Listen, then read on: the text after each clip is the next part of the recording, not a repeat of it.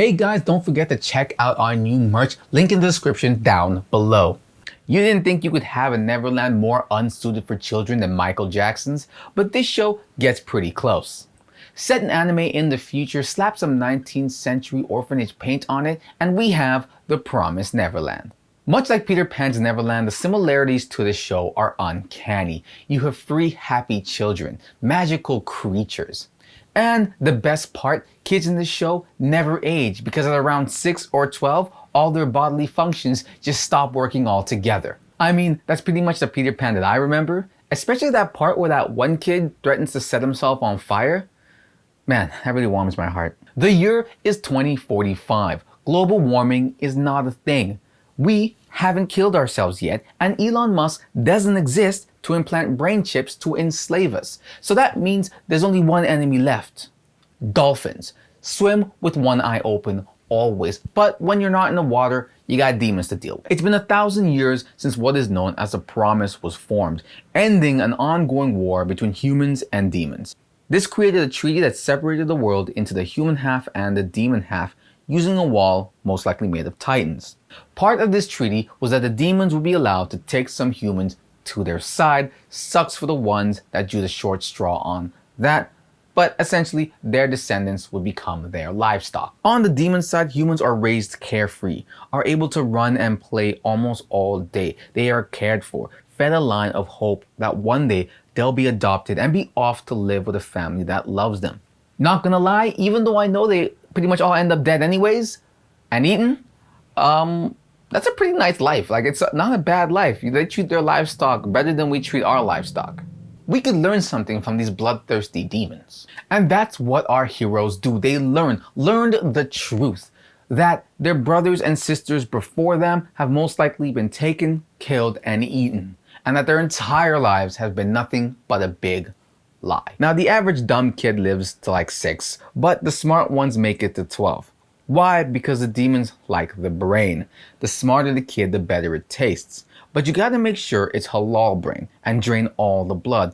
Otherwise, too much and it could be considered underage drinking, and all the demons get a stern talking to from their parents.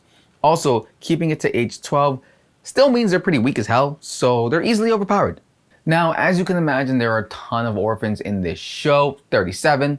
Nonetheless, this show has way too many characters. We have the one with blue eyes, the blonde one if he had black hair, the piano one, the one they left behind, the one they wish they left behind, the blind one, the tall one, the racially ambiguous one, the ginger one, the Sasuke looking one, the one that died but came back, the one that died but never came back, the one with the tiny face. This was Eric's joke, and at first I didn't really realize it. It didn't really affect me, but since he brought it up, I now can't unsee it, so yeah.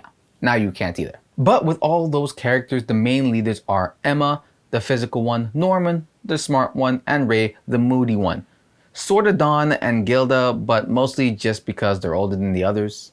After Emma and Norman make the discovery about what kind of world they're really living in, that's where things take off. They go beyond the toddler-sized fence that couldn't stop a baby with Tourette's and find an equally tiny wall they already know how to scale. I imagine the builders of this wall also went to the Donald Trump school on how to build useless walls. Isabella, who they lovingly call Mom, realizes that some of the kids have figured it out. Turns out she's in on it too.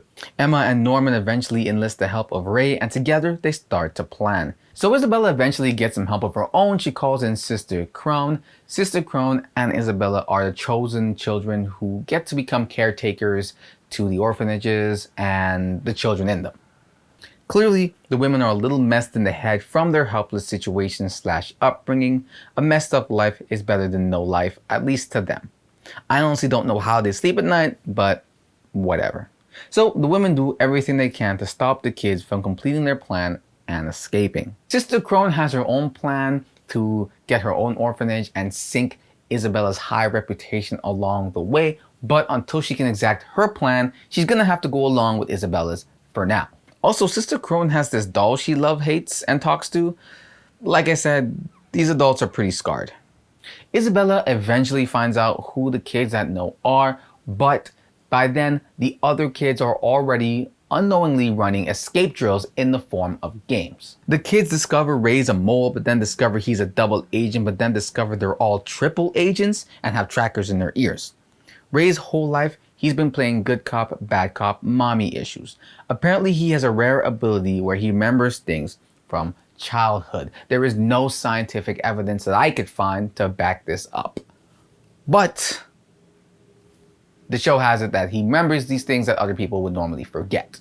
That means he's always known about demons, he's always known about what's happening to his siblings, and he's always known that Isabella was his mother. Because of this memory, he sets things in motion for Norman and Emma to find out the truth. A risky plan, but it works out. Also, he's been working on a device to disable the tracker in her ear for a few years now and has finally completed it. Things are actually going so well that they eventually tell Dawn and Gilda, okay, who proceed to immediately pretty much ruin everything. Luckily they don't, but they damn well almost did. Needless to say, Crone's plan does not work, especially seeing how she was kind of screwed from the beginning.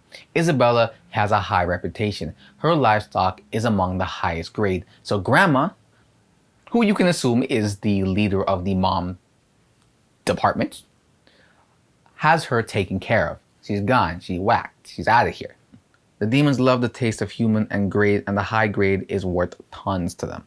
During an escape gone wrong, Isabella's already on it. She traps Ray. She breaks Emma's leg like it's a chopstick. Norman gets told he's gonna be served up medium rare. They're screwed. Except I already know this is season 2, so most likely it's all gonna be okay. Norman tries to make a run for it, but turns out there's a cliff between them and real freedom, so he comes back and informs the others. Norman is shipped out because of this. Ray grows distant, but not that distant. There's no sound village in this anime, so it's more like a I'ma be at this tree and you guys can be at that tree kind of distance. So a couple of months go by and it's Ray's turn to be shipped out. He's not feeling that, but he is feeling the gasoline he pours on himself. Emma tells him he's tripping, just relax, and she has a better plan. They set the house on fire. Ray cuts off his ear and leaves it behind so the tracker shows him in the blaze. While Isabella is trying to get the kids out, Dawn and Gilda get the other kids ready. Emma's leg is good to go. They make a break for it, abandoning some of the other kids. Good fucking luck to them. I'm kidding, they're gonna come back for them later, but thanks to Norman, they're able to find a place while running on top of the wall where they can swing to the other side. And they're free. But then they get attacked by this thing. All right, I'm gonna end it there. I really like this show. I'm taking a real interest in it. Comparatively, Dr. Stone, I actually don't like Dr. Stone as much as I like this. The consequences just seem so much higher. Let me know if you guys are checking it out, if this is the first time you heard about it. Obviously, there were spoilers in here, so yeah. Thanks for watching. Fade in. Patrick and Eric stand ready to perform for the masses. Patrick is the one that's supposedly black, but is clearly lighter than a graham cracker, so the jury's still out on that. And least we forget, Eric Shum. I've seen more meat on a micropenis, but hey, I'm not here to judge. Take it away, boys. Well, it looks like they've got nothing to say, so like, comment, and subscribe. Thanks for watching. Fade out.